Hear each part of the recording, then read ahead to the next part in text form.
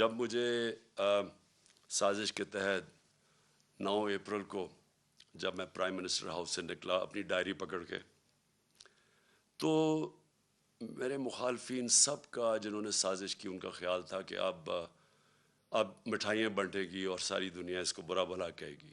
Media کا پورا ایک گروپ ساتھ ملا ہوا تھا ان کے، اور ان میڈیا نے پوری کیمپین چلائی اس کے اگینسٹ۔ میں پھر سلام کرتا ہوں وہ میڈیا جو اس کے باوجود کھڑا رائے حق پہ، سچ پہ کیمپین چلائی گئی۔ انہوں نے پہلے بلیک آؤٹ کروایا ہمارا، اور پھر ان ساروں نے آ کے میرے پر کیسز بنانے شروع کر دیے۔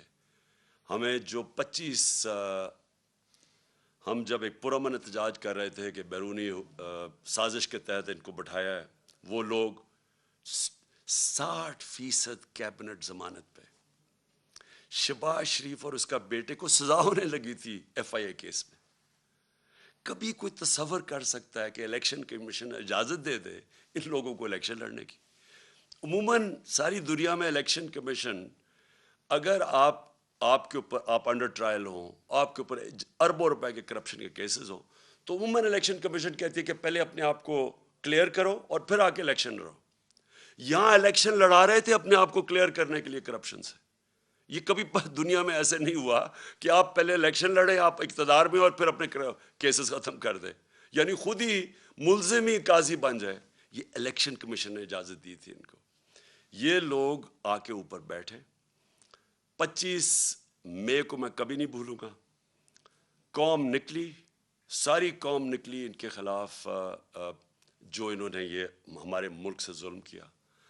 اور انہوں نے ان لوگوں کے اوپر جس طرح کا تشدد کیا، وہ پولیس والوں نے جو کیا پنجاب کے اندر، اور ایک پولیس والا مجھے یاد ہے، انہوں نے جو کیا پنجاب میں، یہ جو رانا ثناء اللہ اور شہباز شریف نے یہ جو جہاں ظلم کیا اسلام آباد میں، اور ان کو شرم نہیں آئی کہ وہاں فیملیز نظر آ رہی ہیں اور ان کے اوپر یہ ٹیئر گیسنگ کر رہے ہیں، اور صرف اس لیے ڈر لگے، خوف پھیلانے کے لیے کہ ہم ان کو اتنا خوف پھیلائیں گے کہ یہ چپ کر کے بیٹھ جائیں گے، کیونکہ یہ بھیڑ بکری ہیں۔ یہ آپ کو انسان نہیں سمجھتے، یہ قوم کو بھیڑ بکریاں سمجھتی ہیں کہ جو مرضی آ کے فیتے کاٹ لو اور شہباز شریف ادھر بھاگ جائے تو سمجھے کہ جی لوگ بیوقوف مان جائیں گے۔ تھوڑی دیر کے لیے سب کو آپ پاگل بنا سکتے ہیں۔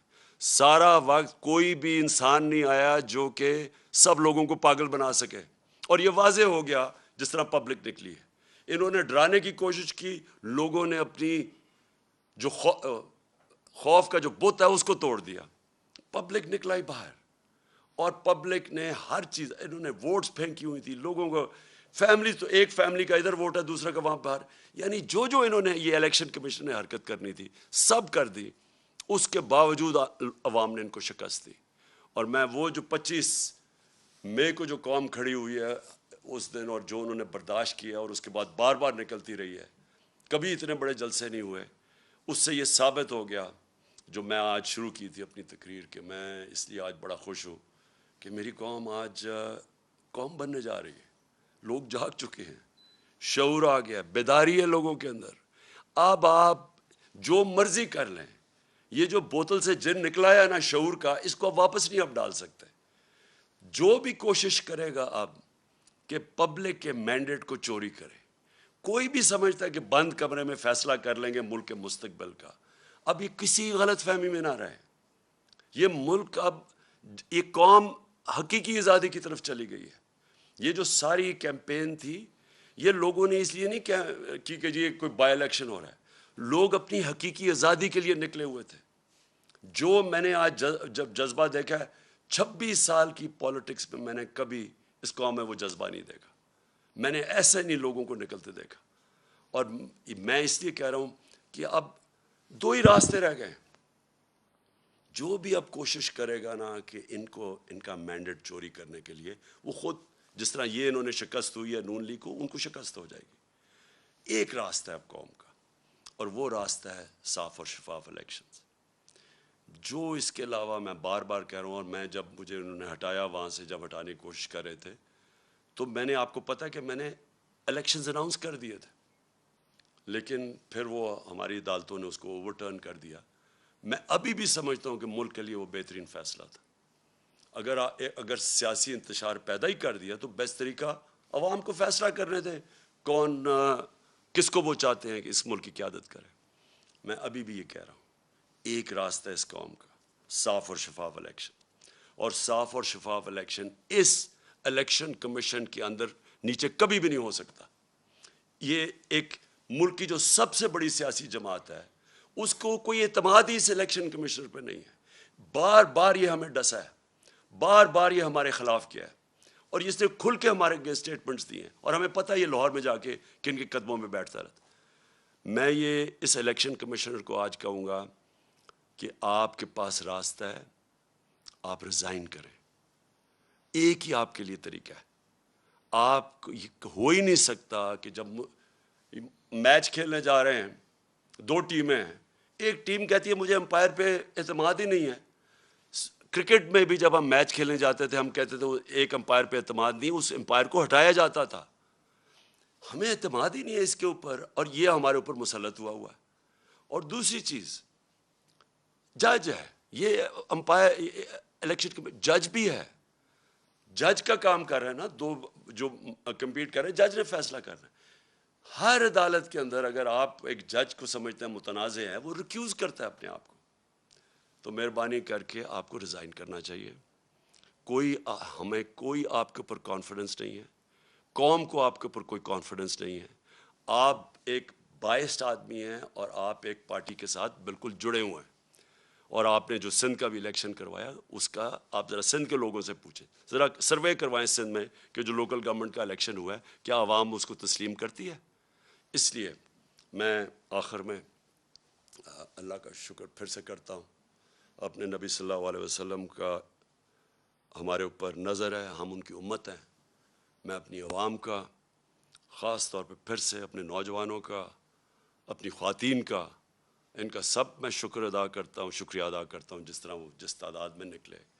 اور میں اس میڈیا کا بھی شکر ادا کرتا ہوں، شکریہ ادا کرتا ہوں جنہوں نے ہر پریشر کے باوجود انہوں نے ہماری سپورٹ کی. انہوں نے ہماری سپورٹ کیا کی، انہوں نے ہمیں بلیک آؤٹ نہیں کیا، ہمیں موقع دیا اپنا موقف رکھنے کا. اور مجھے پتہ ہے کہ کس طرح کے پریشرز تھے. اب پاکستان کو آگے بڑھنا چاہیے. ہمارے سامنے بڑے چیلنجز ہیں جو سازش کے تحت ملک کو ڈی سٹیبلائز کر دیا، اور معیشت جو نیچے جا رہی ہے، عوام مہنگائی میں پس گئی ہے. آج حالات دیکھیں کہ آج جو پٹرول اور ڈیزل ہے اس کی قیمت دیکھیں کہ انہوں نے 18 روپے پیٹرول کم کیا ہے اور 35 روپے ڈیزل کم کیا، اور پہلے ڈیزل کو 130 روپے بڑھا دیا اور پٹرول کو 100 روپیہ بڑھا دیا. انٹرنیشنل مارکیٹ کے اندر آج جب ہم گئے تھے تو تیل بک رہا تھا 103 روپے، 103 ڈالر پہ بک رہا تھا تیل. آج وہ 95 پہ پہنچ گیا. تو ان کو نیچے کرنا چاہیے. اس وقت بھی لوگوں کے اوپر کم بوجھ ڈالنا چاہیے. لیکن معیشت تب ٹھیک ہوگی جب یہاں سیاسی سٹیبلٹی آئے گی، استحکام ہوگا. اور اس لیے میں آج ساری اپنی قوم کو اپیل کرتا ہوں کہ ہم سب کو اب ایک ہی طرف دیکھنا چاہیے کہ کیسے ہم اس ملک میں صاف اور شفاف الیکشن کروا کے اس ملک کو اب اٹھا سکتے ہیں، ڈیولپمنٹ کی طرف لے سکتے ہیں. میرا جو تجربہ ہوا ہے 3.5 سال میں، ایک دفعہ سیاسی سٹیبلٹی آ جائے ملک میں، سیاسی استحکام آ جائے، یہ ملک کے اندر اتنا بڑا پوٹینشیل ہے بڑھنے کا. اور سب سے بڑا آخر میں کہہ بھی دوں جو پوٹینشیل ہے، دیکھیں ہماری ایکسپورٹس بڑھنے میں ہمارا سب سے مسئلہ کیا ہے کہ ہمارے ڈالر کم ہو جاتے ہیں. ہم بڑھنے لگتے ہیں اکانومی کیونکہ ہم نے کبھی ایکسپورٹس پہ توجہ نہیں دی، ڈالر کم ہونے شروع ہو جاتے ہیں، ہمیں IMF کے پاس جانا پڑتا ہے. لیکن ہمارا اتنا بڑا اثاثہ بیٹھا ہوا ہے باہر، بیرون ملک پاکستانی، یہ ہمارا بہت بڑا اثاثہ ہے. ہم جیسے جیسے یہاں سیاسی استحکام آتا جائے گا، سٹیبلٹی آتی جائے گی، یہ لوگ انویسٹ کریں گے پاکستان میں. یہ تب تک نہیں انویسٹ کریں گے جب تک یہ ملک کے اندر یہ جو بحران رہے گا سیاسی. یہ ہے ہمارا اثاثہ. ان کا پیسہ لانے کے لیے، ڈالرز لانے کے لیے ہمیں پولیٹیکل سٹیبلٹی چاہیے. اس کے لیے ہمیں صاف اور شفاف الیکشنز چاہیے. پاکستان پائندہ باد.